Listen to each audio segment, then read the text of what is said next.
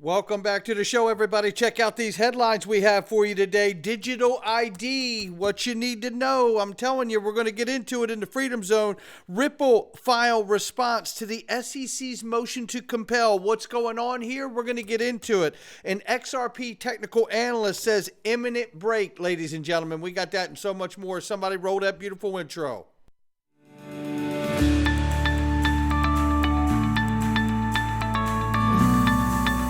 Digital Perspectives with Brad Kimes. Come on in.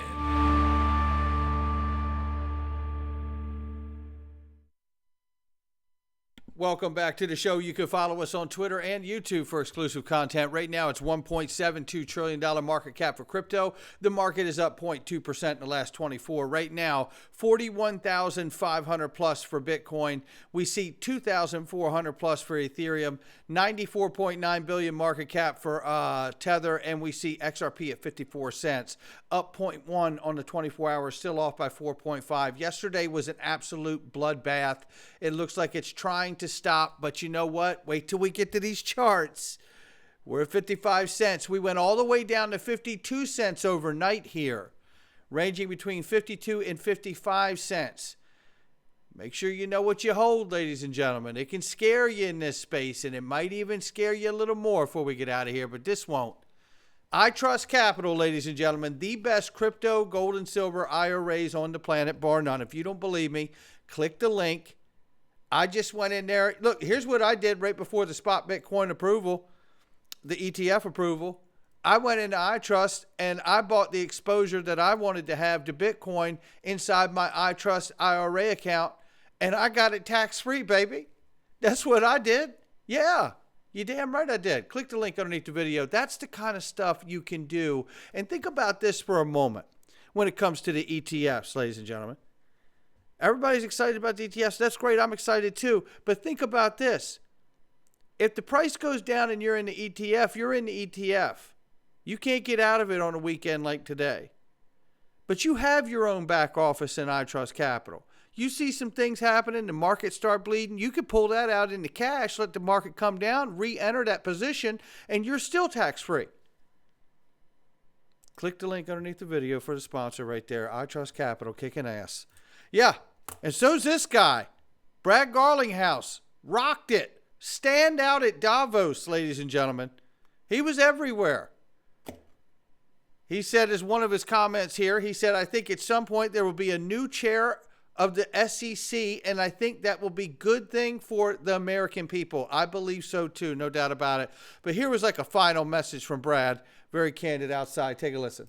The theme of rebuilding trust is paramount, and I think that applies to crypto as well. Last year's a year with a lot of headwinds, some self-inflicted wounds, but I think as we rebuild trust with the ecosystem, with the major players, I think the future is extremely bright. 2024 is going to be marked with the reversion to kind of core first principles, recognizing that compliance in crypto and all financial services is very important. And I think to build that trust and to really scale into the opportunity that crypto represents, we have to have that compliance first mentality. The primary thing I'm looking forward to in Davos is staying warm. It's definitely a cold year, a little more snow than previous years. No, Davos always, I think, stimulates ideas. I'm mostly thinking about the crypto industry and Ripple specifically, but certainly what's going on a geopolitical basis and with climate are front and center here in Davos, which is obviously very important. There you have it. So that's a wrap from Davos. Shout out to Brad. He was on so many panels and so much good content out of that for everybody to understand. Look, if we just macro this very quickly here, Stellar was there. Ripple was there. Circle was there. Did anybody see Vitalik? Was Vitalik there? No, I didn't see him either. Now, how about Satoshi or anybody from Bitcoin? Was Bitcoin there? You know, this may sound like maxi talk, but really what it is utility talk. Hedera was there. Algorand was there. See, this is not maxi talk. This is utility talk. And that's why I point out the contrast between the difference of these spot Bitcoin ETFs, which are fantastic. They're going to blossom. I think you're going to see multiple ETFs released on top of many different tokens and assets. Absolutely, I think we'll see that. So it's not a bad thing. It's just a contrast between investment products utility. Big difference. Just like the reminder I'm going to give you here, because we know Donnell Dixon's highlighting here the chief digital officer at MasterCard, and he's saying all great things about working together with blockchains and getting that whole interoperability and the whole thing. You know the whole thing. But what I want to show to you is not only are they working with Stellar, but we know that they also work with Ripple, right? This is why I believe this is why they're at places like Davos. This is why I've always believed that this case was about getting legal clarity, and then it was used as a weapon by people like Jay Clayton and Bill Hinman, who had public knowledge from being in a public seat, an appointed seat, about the importance of Ripple, the company, and XRP Ledger. That's what I believe. I can't prove any of that. But it goes back to before I was even had my own channel, right? Is the fact that I've always believed that Ripple was as much commissioned as it was a startup. Just like I don't believe that Satoshi was just four guys that got tired of playing video games in a basement and decided to make money, right? Using computation power of computers. I don't believe that either. But here we see the update here. Ripple has filed its motion or its response to the opposing of the SEC's motion to compel. Say that 4 times fast. And I want to get to this and shout out to Cowboy Crypto and his point here.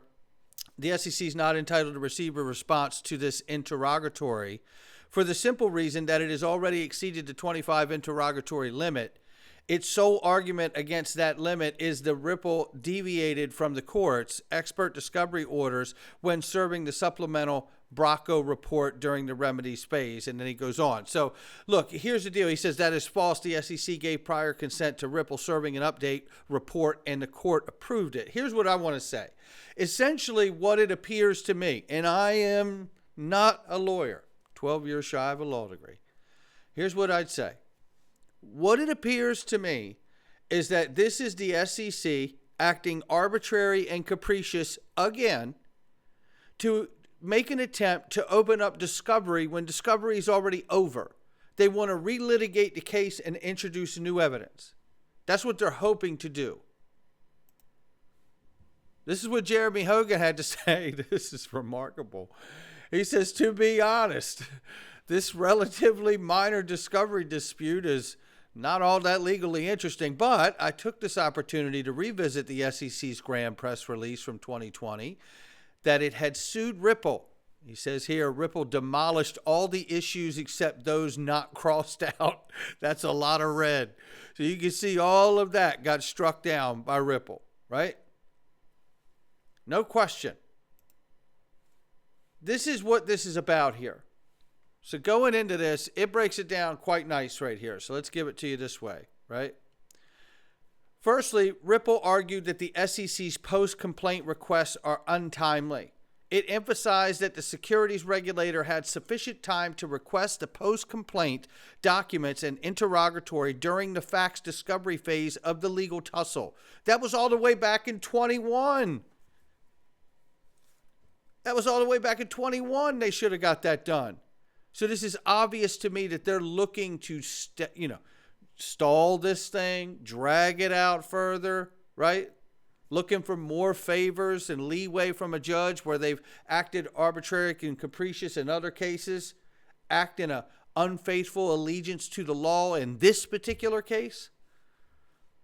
I hope that the judge absolutely stuffs the SEC. And to be perfectly honest, I'm waiting for a judge to actually sanction the SEC. That's what I think really should happen. However, furthermore, Ripple argued that the parties have already litigated whether the post-complaint discovery was proper during the fact discovery phase, as it ended in 21 of August. The company claimed that at the time the SEC gave the position that post-complaint discovery was completely irrelevant to the lawsuit. Secondly, Ripple argued that the SEC's post-complaint requests are irrelevant according to Ripple. The post-complaint information that the SEC seeks would not impact the court's determination of the remedies litigation. as to the SEC's interrogatory. In particular, the SEC has used all of its interrogatories in the case and cannot unilaterally grant itself more, which was the point before made by Cowboy Crypto. That's where we're at here today on this matter.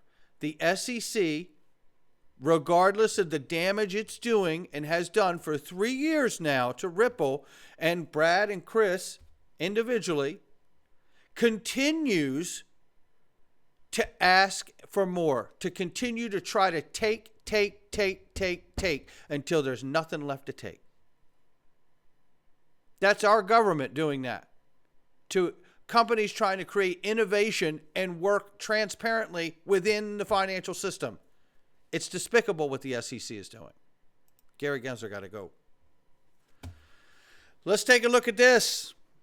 Some of you are going to like this and some of you may not, but I tell you what, I think the majority of you will if you've got the tummy for it. And if you're in this space, you better have a strong stomach. You better have the guts of a buzzard, I can tell you that. Here we see Dark Defender says, I hope you're prepared something to drink here. Let's have a look at the daily time frame as XRP found support on the daily line green many times. RSI, relative strength index figures, indicate we are again to the oversold area. This line tells us daily support is at 52 cents. However, if you had the question in your head about whether XRP could break down here about, if yes, where? He says the third wave is going to $1.88 to $5.85 states. And says in the second Elliott wave is completed if we are in a regular corrective wave. So that will matter if we see that play out, he's saying. So read here carefully. The second wave could extend towards 39 cents if the markets still suffer. And believe me, Mrs. Backup's in the other room right now and she can hear me and she doesn't want to hear about a 39-cent XRP. But I do, because I know what's going to happen if we get to 39 cents. Bradley's going to be buying more XRP. And that is not financial advice. I'm just sharing my digital perspective. Hey, how you doing? There she is. Second day in a row I've been caught talking about buying more XRP. That is going to be an argument later today in this house, I can tell you that. Hang around here more. And here's my final line, which I have shared for months. He says, apart from all the above, the third wave targets are the same and did not change since our structure is still in play. And on the other hand, daily resistance stays above the third wave targets are at 60 cents.